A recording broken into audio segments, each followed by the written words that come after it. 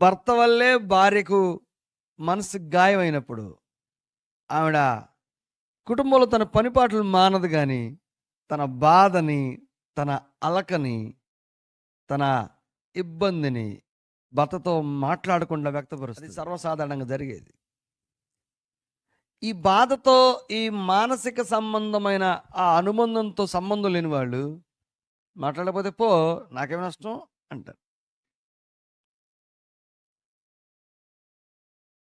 పెట్టినన్న మాత్రం తినేసి చేయగడుకొని వెళ్ళిపోయేటువంటి పిల్లలు ఉన్నారు. అమ్మ ఎందుకు మాట్లాడట్లేదు, నాన్న నన్ను ఎందుకు అవాయిడ్ చేస్తున్నాడు, ఎప్పుడు ప్రేమగా ఉండేటువంటి నా భార్య నాతో ఎందుకు